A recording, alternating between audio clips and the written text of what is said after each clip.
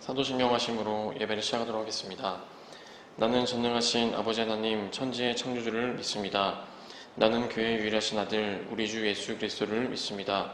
그는 성령으로 잉태되어 동정녀 마리아에게서 나시고 본디오 빌라도에게 고난을 받아 십자가에 못 박혀 죽으시고 장사된 지 사흘 만에 죽은 자 가운데서 다시 살아나셨으며 하늘에 오르시어 전능하신 아버지 하나님 우편에 앉아 계시다가 거기로부터 살아있는 자와 죽은 자를 심판하러 오십니다.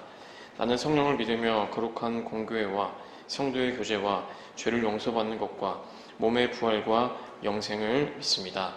아멘. 오늘 우리에게 주시는 하나님의 말씀 예레미야 27장 12절에서 22절의 말씀입니다. 예레미야 27장 12절에서 22절의 말씀입니다. 제가 읽도록 하겠습니다. 내가 이 모든 말씀대로 유다의 왕 시드기야에게 전하여 이르되 왕과 백성은 바벨론 왕의 멍에를 목에 메고 그와 그의 백성을 섬기소서. 그리하면 사실이라. 어찌하여 당신과 당신의 백성이 여호와께서 바벨론의 왕을 섬기지 아니하는 나라에 대하여 하신 말씀과 같이 칼과 기근과 전염병에 죽으려 하나이까. 그러므로 당신들은 바벨론의 왕을 섬기게 되지 아니하리라 하는 선지자의 말을 듣지 마소서. 그들은 거짓을 예언함이니이다. 이는 여호와의 말씀이니라. 내가 그들을 보내지 아니하였거늘 그들이 내 이름으로 거짓을 예언하니 내가 너희를 몰아내리니 너희와 너희에게 예언하는 선지자들이 멸망하리라.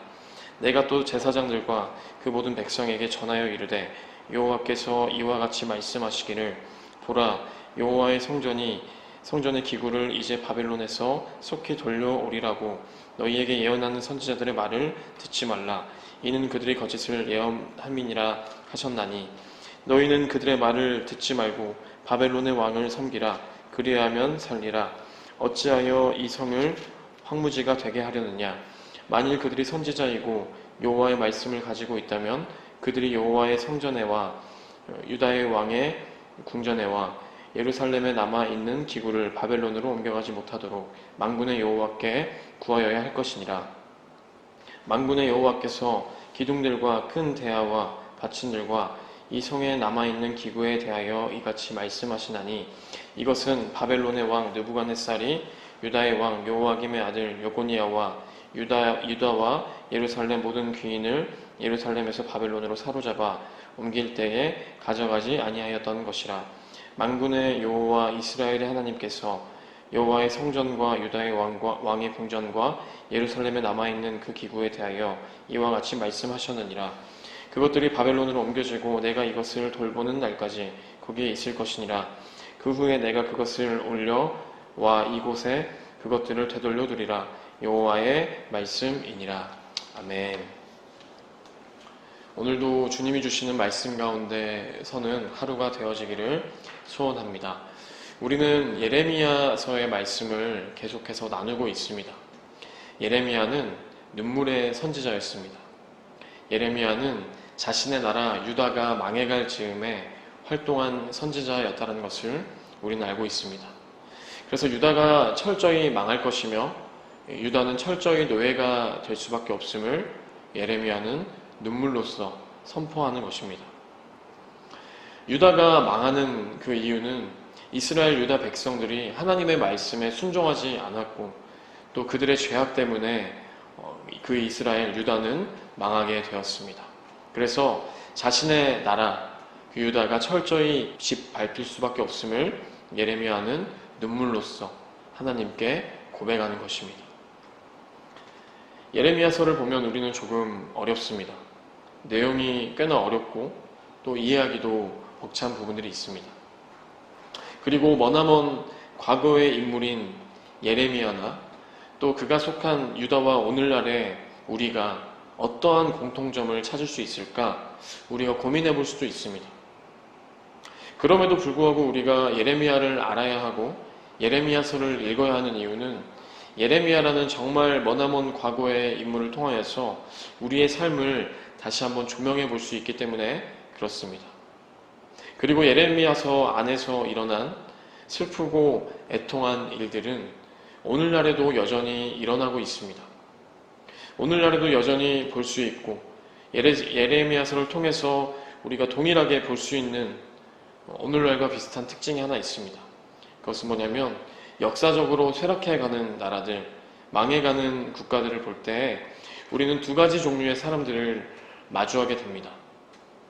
첫째로는 이익만을 추구하는 사람들을 우리는 보게 됩니다. 자신의 이익만을 추구하는 사람들은 자신의 공동체, 자신의 나라가 어떻게 되어지든 상관이 없습니다. 그저 자기 자신의 자리가 유지되어지기만을 원하고 또 자기의 이익만이 안정되어지기를 원합니다. 그래서 어떠한 불의 앞에서도 그들은 불의와 결탁하고 권력과 자리와 명예를 탐하는 사람들이 있습니다. 그리고 반대로 둘째로는 의로운 사람들이 있습니다. 의로운 사람들은 자신의 공동체를 정말로 사랑하면서 자신의 공동체를 위해서는 정말 어떠한 힘과 권력 앞에서도 굴하지 않고 어떠한 불의에도 타협하지 않으며 자신의 이익보다는 공동체의 유익과 선을 위해 힘쓰는 사람들이 있습니다. 보통 나라가 망하게 되는 경우는 의로운 자들의 목소리보다도 자신의 이익만을 추구하는 악인들의 목소리가 더 크기 때문에 망한다라는 것을 우리는 보통 알고 있습니다. 이러한 동일한 위기가 예레미야가 살아가던 그 당시에도 임했습니다.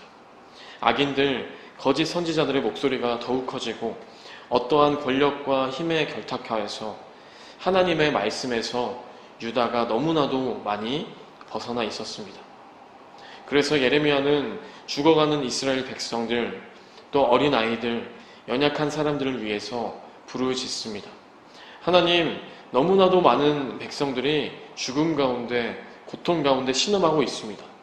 우리를 살려주시옵소서 하고 울부짖습니다. 예레미야가 살던 그 시대의 이스라엘을 우리가 잠깐 살펴보면 이스라엘은 남과 북으로 나뉘어져서 북이스라엘은 아수르에 의해서 멸망당합니다. 그리고 남유다도 지속적으로 하나님의 말씀을 듣지 않고 살아가다가 요시야 왕의 종교개혁으로 잠시나마 회개를 경험합니다. 그러나 요시야 왕이 이집트 느고 왕에 의해서 죽고 난 뒤에는 다시 남유다는 혼돈 속에 빠집니다. 그래서 이집트의 느고 왕은 요시야의 둘째 아들 여호와김을 왕으로 세우고 이집트의 속국처럼 남유다를 그렇게 만들어버립니다. 그러던 중 이집트와 바벨론의 싸움에서 바벨론이 승리하자 여호와김은 다시 한번 이집트가 아닌 바빌론에게 충성을 바칩니다. 그러다가 또 이집트가 바빌론에게 승리하자 유다 왕 여호와김은 다시 한번 이집트에게 충성을 맹세합니다. 유다의 왕 여호와김과 그의 신하들은 어느 편에 서야 자신들에게 유리할지, 어느 권력의 편에 서야 자신의 통치가 유지되어질지 그것에만 신경 쓰고 있습니다. 그렇게 유다 왕정은 어느 세력에 붙어야 할지만 신경 썼기 때문에 당연히 백성들은 돌보지 않았고 그로 인해서 백성들의 삶은 점점 피폐해져 갔습니다. 그렇게 지내다가 바빌론의 느부갓네살은 유다를 침공하여서 여호와김이 다스리는 유다 땅, 그 유다 땅의 백성들이 다시 한번 바빌론의 포로와 속국이 되어버리게 되었습니다. 그래서 22장들을 보면 예레미야는 여호와김을 비판합니다. 유다 왕 여호와김을 정말 강력하게 비판합니다. 22장에서는 말하고 있습니다. 불의로 그 집에 세우며 부정하게 그 다락방을 지으며 자기의 이웃을 고용하고 품삯을 주지 않은 자에게 화 있을진저. 그리고 내 두 눈과 마음이 탐욕과 압박과 포악이 가득하다라고 예레미야는 여호와김을 비판하고 있습니다. 그 이후로 바빌론은 요시야의 셋째 아들 시드기야를 유다의 왕으로 세우고 바빌론의 속국 생활을 남유다는 이어갑니다. 그러나 바빌론을 통하여서 왕이 된 시드기야와 그의 신하들은 다시 한번 이집트의 편에 서며 바빌론과 전쟁하려고 합니다. 그래서 남유다의 시드기야 왕과 또 그의 신하들, 또 그를 따르는 선지자들, 주변 국가들까지 모두 바빌론과 전쟁하고 싸워야 한다고 그들의 의견을 모읍니다. 모든 왕과 모든 백성들이 그렇게 바빌론과 싸워야 한다고 주장할 때 정말 진짜 하나님의 마음을 깨달은 예레미야는 선포하는 것입니다. 우리는 바벨론과 싸워서는 안 된다. 우리는 바빌론의 멍에를 매야 한다. 그렇지 않으면 우리는 멸망할 수밖에 없다라고 당당하게 선포합니다. 하나님께서 예레미야에게 주신 하나님의 뜻이었기 때문에 예레미야는 진정으로 선포했다라는 것이죠. 진정한 하나님의 사람은 어떠한 두려움에서도 당당하게 하나님께서 주신 말씀을 선포해야 합니다. 사람들에게 조금은 듣기 불편하고 힘들고 또 대세를 따르는 주류적인 이야기가 아니다 할지라도 하나님이 주신 마음을 가지고 하나님께서 예레미야에게 뜻을 주셨기 때문에 예레미야는 담대하게 선포했던 것입니다. 유다를 향한 하나님의 뜻, 유다를 향한 하나님의 계획은 무엇이었는가 하면 바빌론을 통하여서 유다가 철저하게 심판당하고 유다가 다시 한번 밑바닥에서부터 다시 시작하는 것, 그것이 유다를 향한 하나님의 뜻이었습니다.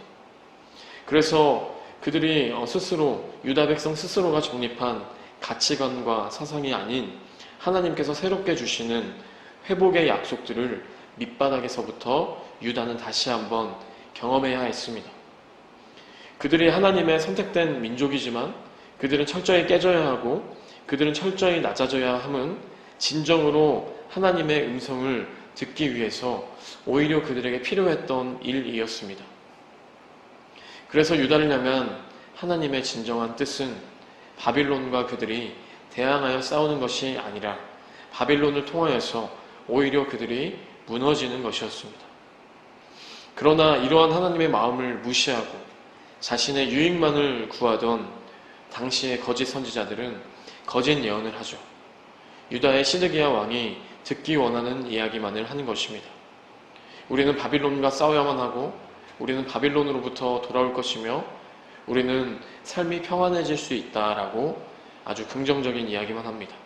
그래서 우리는 평화로워질 것이며 우리는 평안해질 것이며 우리는 정말 위로를 받을 것이다 하는 그러한 거짓된 예언으로 백성들에게 인기를 얻고 권력자에게 힘을 구합니다.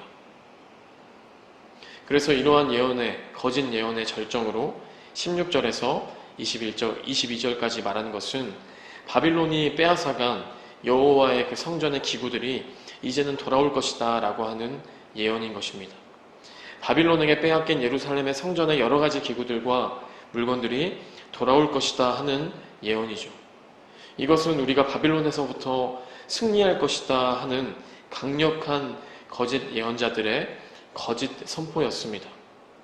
그것을 예레미야는 알고 있었기 때문에 예레미야는 22절을 통해서 다시 한번 말합니다. 그 물건들은 너희들의 전쟁과 싸움이 아니라 하나님이 옮기실 그때에, 하나님이 허락하신 하나님의 그때에 옮겨질 것이다 라고 말하는 것입니다. 22절을 보면은 하나님께서 허락하신 그때에 옮기신다 라고 말하고 있는 것이죠. 오늘 전반적인 말씀을 우리가 살펴본다면 우리가 배경 지식을 갖고 있지 않고서는 조금은 이해하기가 어렵고 벅찰 수도 있습니다. 그러나 오늘 우리에게 하나님께서 주시는 깨달음은 무엇이냐 하면 우리가 정말 참된 하나님의 뜻에 서 있어야 한다라는 것입니다. 수많은 사람들이 하나님의 뜻은 이것이다, 하나님의 계획은 저것이다 라고 외칩니다. 그리고 우리에게 듣기 좋은 말과 기분 좋은 이야기로 또 우리를 현혹시키는 말들로 우리의 감정을 파도치게 만듭니다. 우리의 감정을 동요시키고 요동치게 만들며 파도치게 만듭니다. 그리고 하나님의 이름을 앞세우며 또 거짓 선지자, 정말 선지자라는 그 타이틀로 오히려 유다를 하나님과 멀어지게 만들었던, 뒤에 나오는 하나냐와 같은 그러한 거짓 선지자들이 오늘날에도 너무나도 많다라는 것입니다. 그런데 오히려 그들에게, 거짓 선지자들에게 무엇인가 드라마틱한 일들이 자주 벌어지기도 합니다. 그래서 거짓 선지자들이 오히려 능력 있어 보이고 사람들이 그들을 칭찬하기도 하고 오히려 그들이 주류가 되어버릴 때가 종종 있습니다. 그래서 그들이 하는 말들이 다 옳은 것과도 같은 그러한 착각을 불러일으킬 때가 너무나도 많이 우리 삶에 있습니다. 이러한 상황 속에서 우리가 분별을 잃고 무엇인가를 판단하기가 어려울 때 오늘 우리가 읽은 22절의 마지막 구절은 우리가 진정으로 필요한 것이 무엇인지 다시 한번 깨닫게 합니다. 22절에서는 말씀을 이렇게 마무리하죠. 여호와의 말씀이니라 라고 마무리합니다. 여호와의 말씀이니라. 우리에게 진정으로 필요한 것은 무엇인가 다시 한번 깨닫게 합니다. 그것은 하나님의 말씀입니다. 예레미야 시대의 사람들은 무엇이 참인지 헷갈릴 수도 있습니다. 여호와의 말씀이 체계적으로 정리되어 있지 않기 때문입니다. 거짓 선지자들도 참 선지자들도 모두가 내게 주신 말씀이 하나님의 말씀이라고 외치기 때문에 예레미야 시대의 사람들은 조금은 분별하기가 어렵습니다. 그러나 오늘 우리에게 주신 분명한 하나님의 말씀이 있기 때문에 오늘 우리는 분별할 수 있어야 합니다. 빼앗긴 모든 것들을 온전하게 되돌려 놓으실 하나님의 일하심을 기다리는 예레미야처럼 우리도 하나님께서 일하실 것들을 잠잠히 기다려야 합니다. 분별하는 것은 우리의 삶 속에 있어서 분별은 하나님께서 일하실 것들을 기다림에서부터 시작합니다. 우리가 하나님의 말씀을 가지고 하나님께서 일하실 것들을 조용히 기다릴 때에 우리 삶에 흐트러진 모든 것들을 하나님께서 회복시키실 줄 믿습니다. 그러한 하나님을 오늘도 우리가 잠잠히 기다리고 기도하며 살아가는 우리가 되어지기를 주님의 이름으로 축복합니다. 제가 이 시간 기도하고 마무리하도록 하겠습니다. 하나님 감사합니다. 오늘도 우리에게 말씀을 허락하여 주셔서 분별하기 어려운 이 시대 가운데 우리가 정말로 진실되이 분별할 수 있고 정말로 분별의 기준이 되는 말씀을 통하여서 하나님께서 일하시는 것들을 잠잠히 기다리며 나아가기를 소원합니다. 오늘 우리의 삶 가운데 벌어지는 수많은 일들 가운데 주님의 말씀이 우리의 삶의 기준 될 수 있도록 인도하여 주시고 분별할 수 있는 지혜 될 수 있도록 인도하여 주셔서 오늘 또 우리의 삶 가운데 일하여 주시고 말씀하시는 하나님을 잠잠히 기다리며 나아가는 우리가 되어지기를 주님의 이름으로 소원하며 우리가 이 시간 기도하며 나아갑니다. 우리와 함께하여 주시옵소서. 예수 그리스도 이름으로 기도드렸습니다. 아멘. 오늘 우리가 이어서 기도하며 나아가실 때 하나님 우리의 삶 가운데 함께하여 주셔서 우리가 정말로 분별할 수 없고 우리 삶 가운데 어지러운 오늘 우리의 현실 가운데 주님 일하여 주시고 말씀하여 주셔서 오늘도 우리가 넉넉히 하루를 살아갈 수 있는 오늘의 힘, 우리의 힘 부어 주시옵소서. 우리가 시간 기도하며 나누겠습니다. 기도하시겠습니다. 하나님 아버지 함께하여 주셔서 오늘 우리에게 말씀하여 주시고 분별할 수 있는 지혜와 은사들을 허락하여 주셔서 오늘도 우리가 주님 안에서 살아가며 넉넉히 오늘을 이겨내며 나아갈 수 있는 우리 모두가 되어줄 수 있도록 인도하여 주시고 말씀하여 주시고 오늘도 우리를 붙들어 주시고 말씀하시는 주님의 말씀 가운데 우리가 오늘도 살아갈 수 있도록 인도하여 주시옵소서. 주님 붙들어 주시옵소서.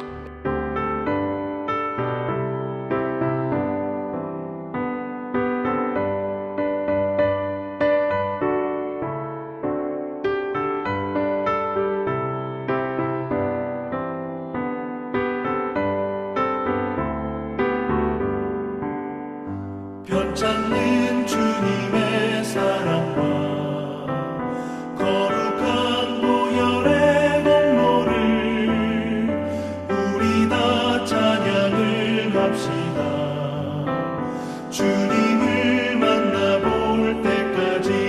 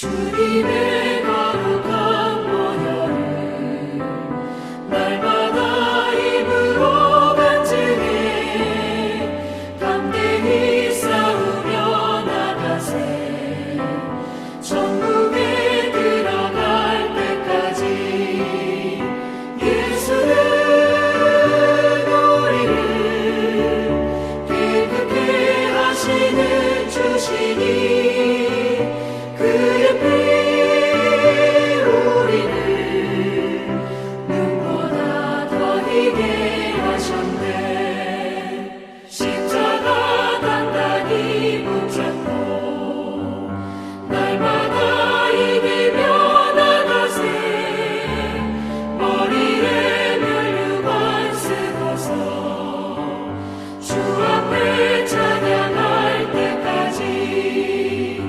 예수는 우리를 깨끗게 하시는 주시니